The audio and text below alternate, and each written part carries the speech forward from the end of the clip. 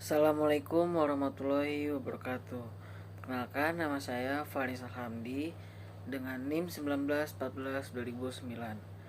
Penjurusan Perbankan Syariah kelas A semester 6. Pada kesempatan kali ini, saya akan menjelaskan materi tentang mata kuliah Arbitrase Syariah dengan dosen pengampu Bapak Dr. Haji Saiful Bahri, SAG MM. Langsung saja itu pemaparan materi kali ini yaitu tentang perkaitan arbitrase. Jadi, yang pertama itu para pihak dalam perjanjian arbitrase, yaitu secara sederhana arbitrase merupakan istilah yang dipakai untuk menjabarkan suatu bentuk tata cara bagaimana untuk menyelesaikan sengketa yang timbul sehingga mencapai suatu hasil tertentu yang secara hukum final dan mengikat.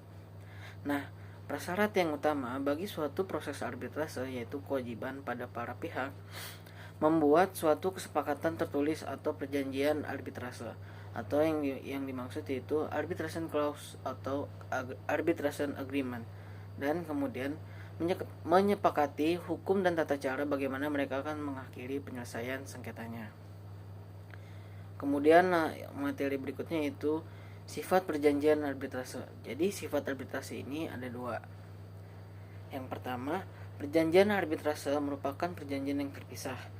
Nah, perjanjian arbitrase yang baik berupa klausul arbitrase atau arbitrase clause maupun akta kompromi merupakan perjanjian yang berdiri sendiri dan terpisah dari perjanjian atau kontrak komersialnya. Jadi, sifat keterpisahan ini perjanjian arbitrase dari perjanjian atau kontrak komersialnya ditegaskan dalam pasal 10 huruf H UU AAPS yang menyatakan bahwa suatu perjanjian arbitrase tidak menjadi batal disebabkan oleh keadaan antara lain berakhir atau batalnya perjanjian pokok. Jadi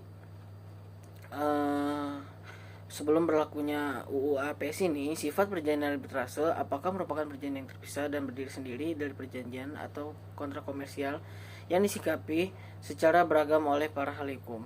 Beberapa ahli hukum memandang perjanjian arbitrase merupakan perjanjian asesor dari perjanjian atau kontrak komersialnya. Kemudian yang nomor 2 yaitu sifat lain dari perjanjian arbitrase, yaitu selain sifat keterpisahan dari klausul arbitrase dengan perjanjian di mana klausul arbitrase tersebut tercantum, perjanjian arbitrase juga memiliki sifat-sifat sebagaimana disebutkan dalam pasal 10 UU APS, yaitu perjanjian arbitrase tidak menjadi batal disebabkan oleh keadaan yang pertama, meninggal salah satu pihak, yang kedua bangkrutnya salah satu, yang ketiga itu novasi, yang keempat adalah insolvensi atau salah satu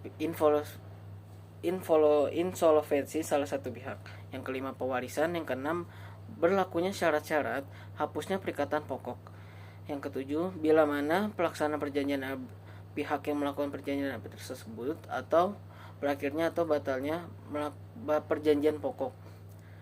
Kemudian materi berikutnya, bentuk perjanjian arbitrase.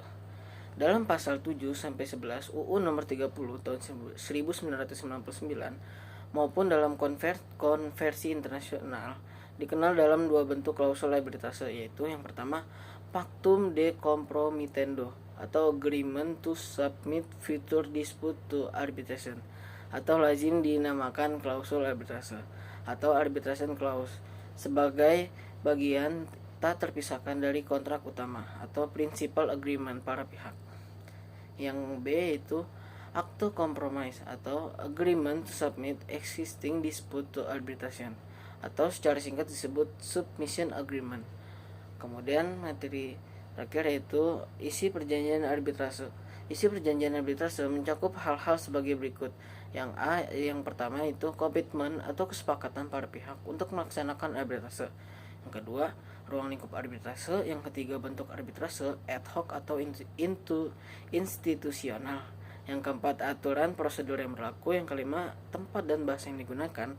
Yang keenam, pilihan hukum substansif atau material yang berlaku. Yang tujuh itu stabilisasi dan kekebalan bila relevan.